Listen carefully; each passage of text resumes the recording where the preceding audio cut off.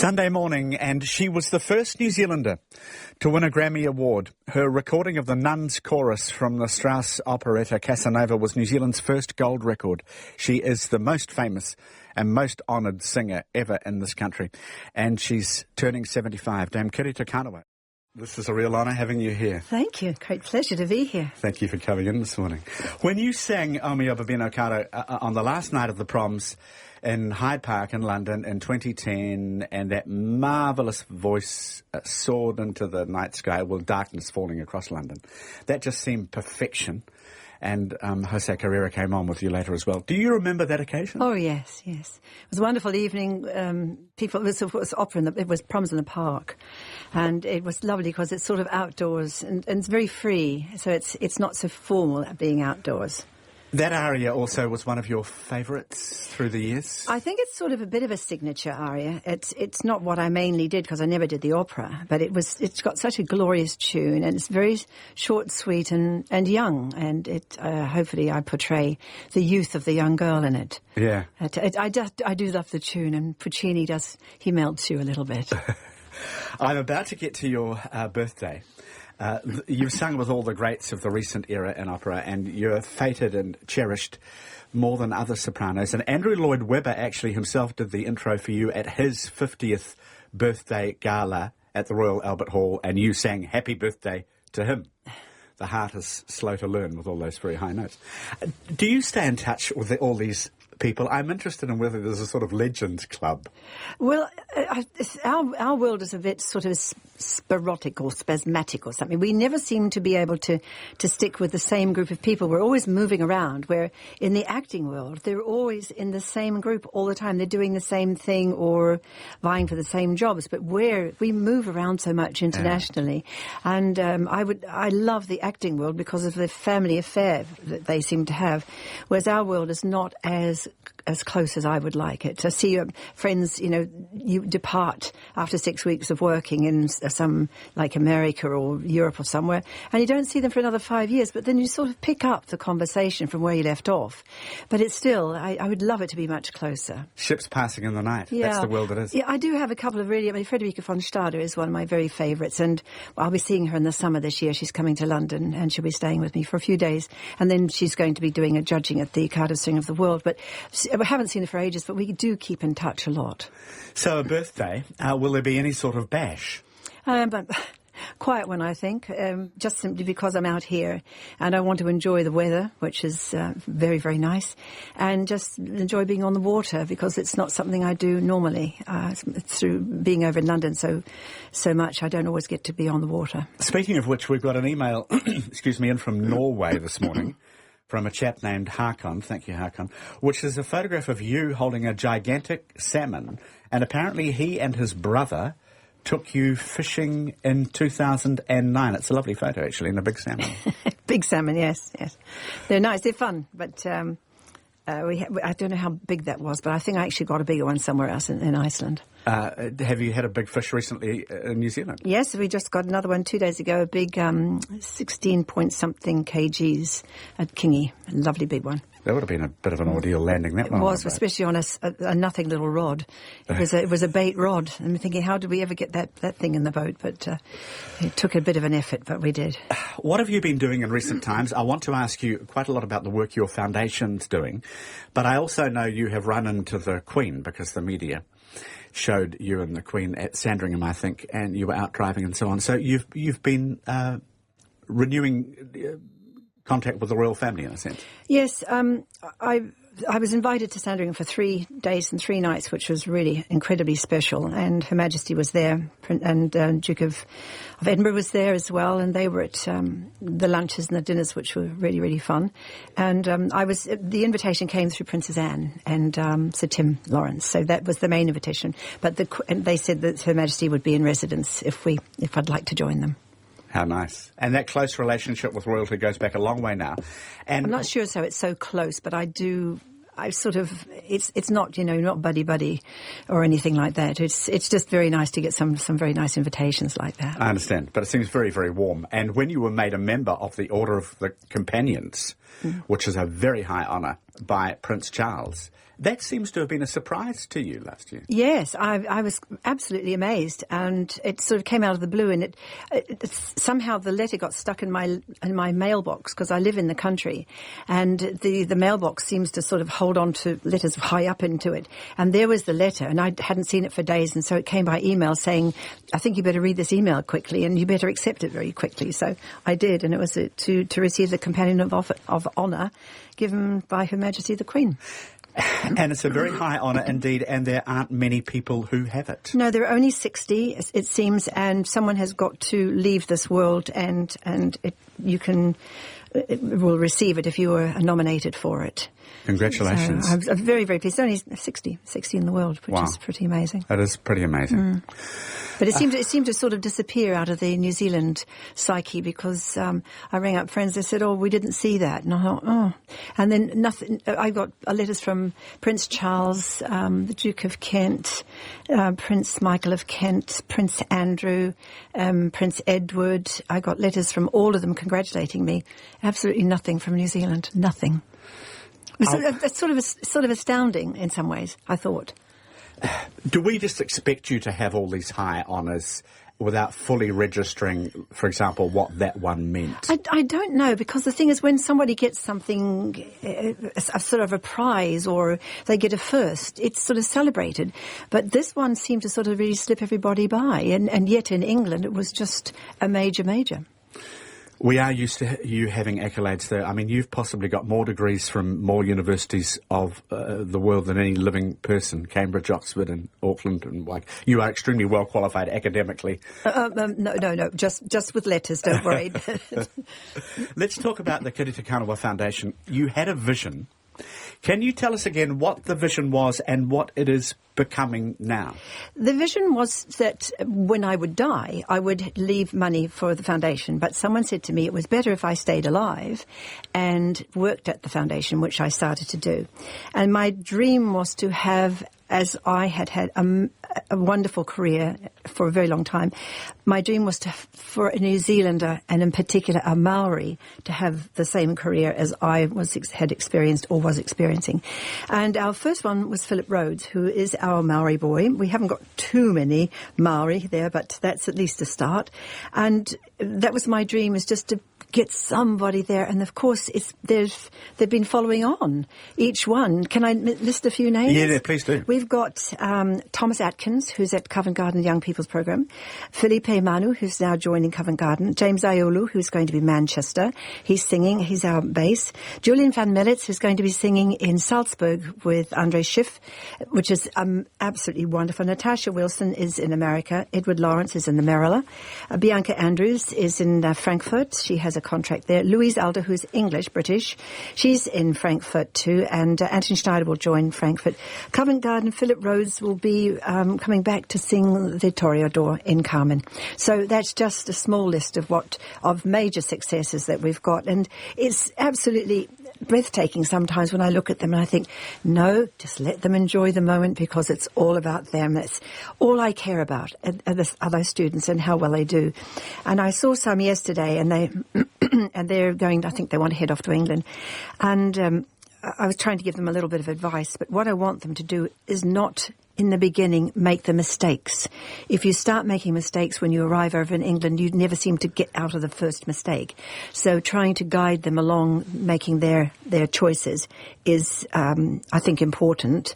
So we need to ask them to come back and ask the foundation for the support and the advice that they will need when they go over there.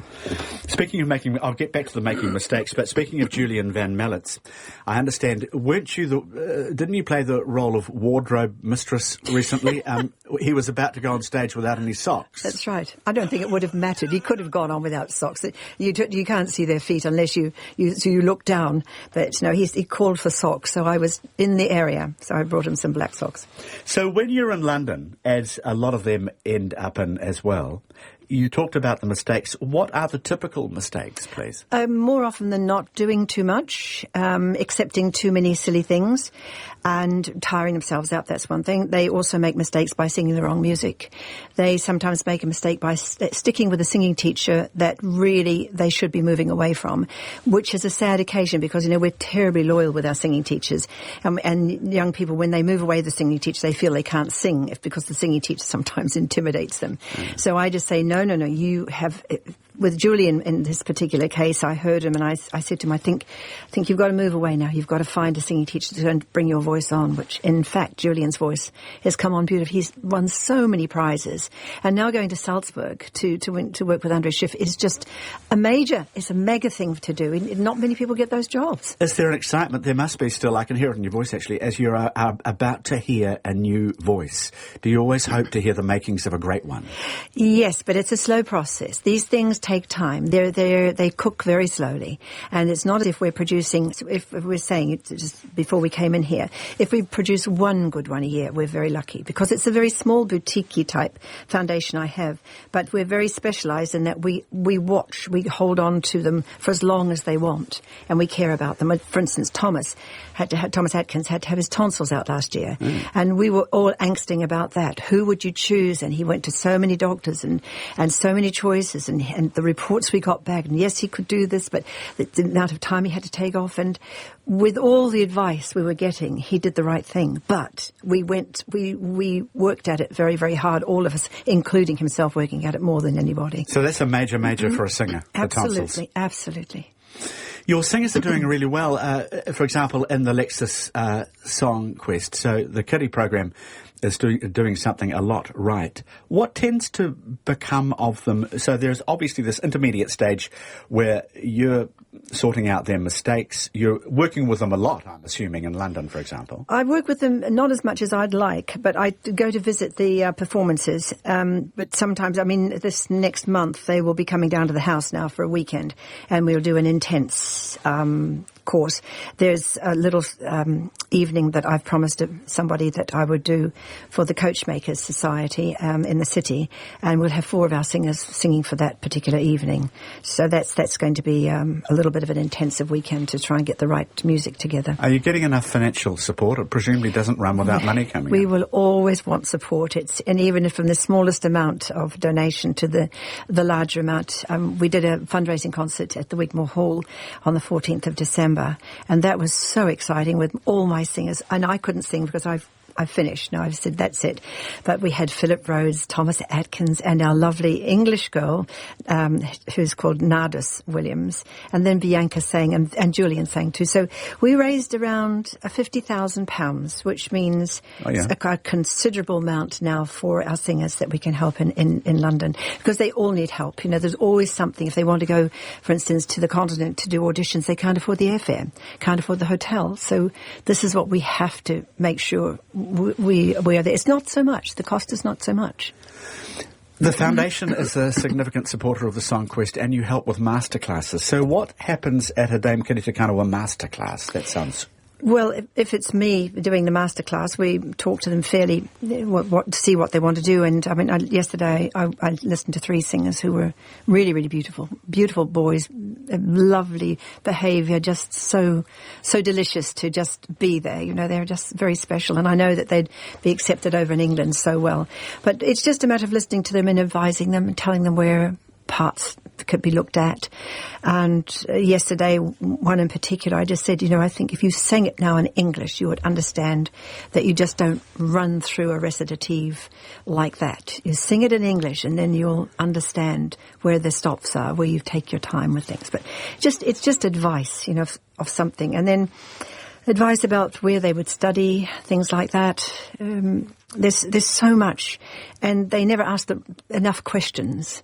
From my feelings, I would love to ask a lot more questions, but we can give out as much information as we can. And as I'm on the ground over there, I see and smell all the things that are going on and what is happening.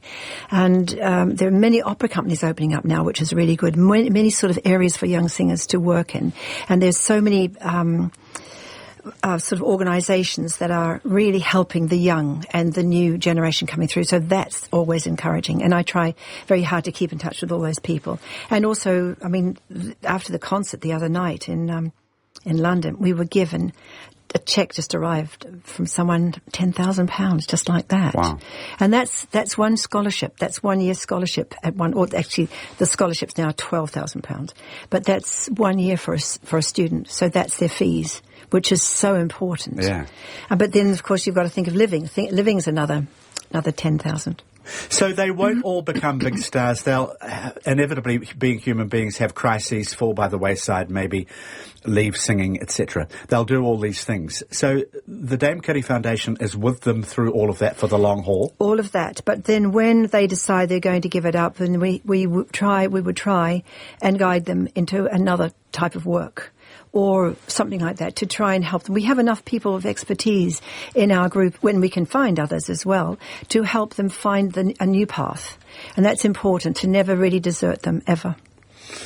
It is important work, and it's not your only work. But you know something? I'm sorry, Jim. I never got this when I was studying. No. I didn't get any of it.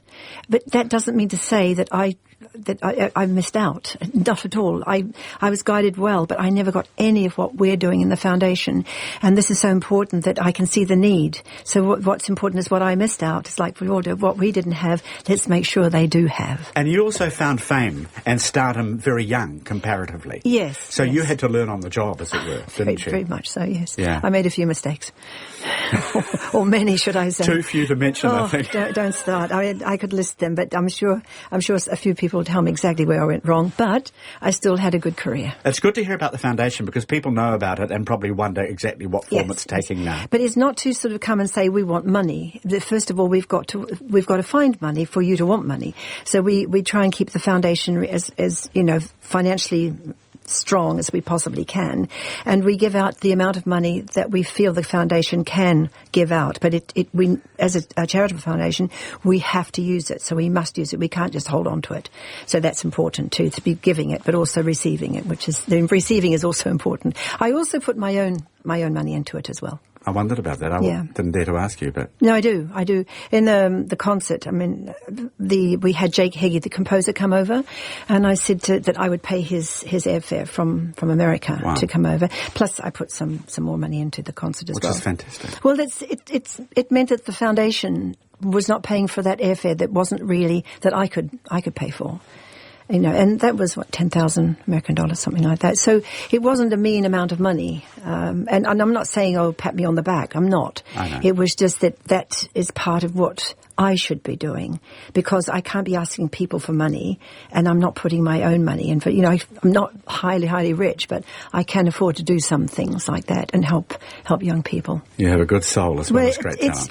The thing is, I know I'm treated as a toughie, and you had to be tough in this world for the career that I had. You know, you couldn't be a wilting lily at all. You had to really stand up for yourself. But in all of it, I can be strong for the students as well, and that's what I need. So that's going well, and it's nice to hear it explained, exactly what you're doing. You're in demand now. I'm just looking at the clock, and there's so much I need to ask you, and I won't be able to. You're a judge for song competitions. You get to go all over, don't you? Yes. Going to Finland this year, and then there's the Cardiff Singer of the World, and we came back last year from Cardiff. I was working at the school in Cardiff, came back overnight, and went in at 8 o'clock one morning in the hotel near where I live, and we fell out exhausted 8 o'clock at night. We had to choose out of 69 singers. We had to choose 42. Then the next day we went in and re-listened to several more. So it was, and of course Julian van Millets came up on one of the tapes, and I had to just sit back and watch because I wasn't allowed to say anything. I was dying. And then when the other judge says, "Well, I'll give him that job," then I thought, I think we're in. When you stopped singing after that last night in Ballarat, you talked about it, and you said, "I don't want to put my voice next to the young voices I hear," and we kind of understand that. But you've put your mind next to them. That's important. And your knowledge and your experience. I mean, to Babino Caro now, I could not sing like that ever. So we leave it to go onto the recording, that it sits there forever. It stays as young as it is. Because if I sang it today, I wouldn't like what I heard. You should see the accolades that came in as soon as people heard "O Mea Babino Kara." Yeah. We haven't even got to those. It is lovely to have had this chance to talk with you and to hear your work updated, Dame Kiri. Thank you so much. Thank you so much. And I wish myself a very happy birthday. And I put on the message machine on my phone, they only want gold and silver.